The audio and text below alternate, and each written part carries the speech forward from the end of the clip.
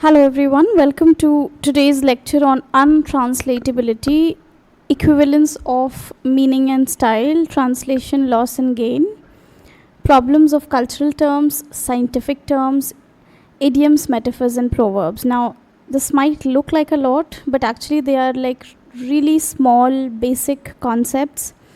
Some of them we have already discussed, some of them we are going to discuss in a little bit more of a detailed manner. Okay, we are going to go one by one very slowly. Let's first start with the problem of untranslatability, what it is and what are the types, what have the scholars said about it, everything in and around. Okay, now see, while first of all you need to understand that untranslatability is a major issue. It is a problem in the study area of translation as a branch of or subfield of linguistics. Okay, so it is an issue. Now, what exactly is this issue? This issue is that you cannot avoid loss of meaning, you cannot avoid lack of equivalence when you translate from source text to target text. Okay, never can you ever have the perfect translation which is bringing about all the different points. First, equivalence. Second, speaker intent. Third, the kind of effect that the author or the speaker wants to have on the reader or the listener. Third, all the small tiny teeny details like cultural nuances, traditions, intertextual matters, okay, all of that, reading between the lines. So rhythm, tone, intonation, all the supra-segmental features, especially in the context of literary text. Okay, so these problems are what whenever you are recreating something from one language to another, then all these points are left behind. Okay, or let's say one of these points will be left behind. So most scholars, they say that this problem is actually unavoidable. Okay, we cannot have the perfect translation because this is a feature of language that makes it different from another language. Okay, otherwise what is the point of having different languages, right? If you're able to do the same thing in all of them. It is the individuality that every language carries, right? Now see, Jacobson, who is one of the very famous linguists or scholars that have given their significant contributions towards this discipline, he says that we can try paraphrasing as a tool. Now, we've already discussed what paraphrasing is. It is basically like rewording, okay. While Catford has said, J.C. Catford, he has said that there are two types of untranslatability and you can deal with each one of them accordingly. Okay.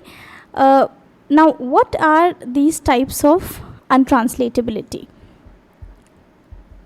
First, he has said that there is untranslatability on the level of linguistics, and then he said that there is untranslatability on the level of culture. Now, what do we mean by each one of them? Anything that is linguistic has something to do with language, something to do with the branches of language. For example, word level, sound level, morpheme level, phrase level, sentence level, grammar level, all of that, right? So whenever you are having a problem in translation, and that is due to linguistic factors, language related factors, then they have the problem of linguistic untranslatability. Okay, the category that is given to such kind of untranslatability is known as linguistic untranslatability. Now, it has been introduced by Catford, right? And what are some of the examples? How can we understand linguistic untranslatability in a better manner? One very interesting example that I found was the Russian aspectal verbs. So in the Russian language, something which makes it different from languages like English is the fact that the verbs are marked with aspect in the morpheme itself.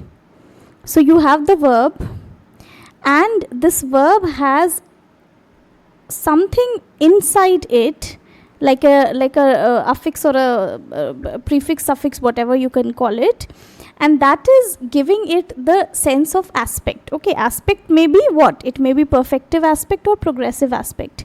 Something that has been completed, action that has been completed, and action that is still on the go. So these verbs are marked inside the verb itself, inside the morpheme that is used for the verb itself.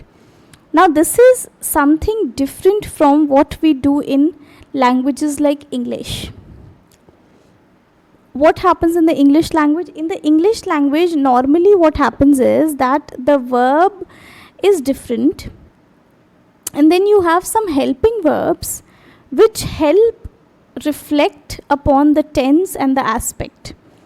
So for example, if you are talking about the perfective aspect, then you have helping verbs like has, have,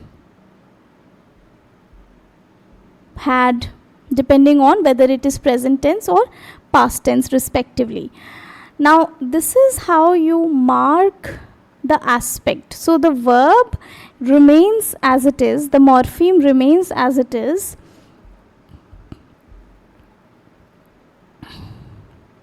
So in case of perfective, what happens? You use the has, have, had, whatever is applicable, and then you use the third form of the verb. This is the sentence structure. What happens in the case of progressive? You have auxiliary forms of be, am, is, okay, are, was, were, depending on what pronoun you are using, whether it is the first person pronoun or the second person pronoun or the third person pronoun, whether it is singular, whether it is plural, whether it is in the past or whether it is in the present. All these factors decide the relationship between the subject and the verb, and then that is reflected in the auxiliary or the helping verb. And then along with this, what form of the verb you use? You use the ing form of the verb. Now the verb is marked with ing and third form, but alone they are not able to make the aspect or the tense. So I cannot say I done my work. I have to use I have done my work. Similarly, I cannot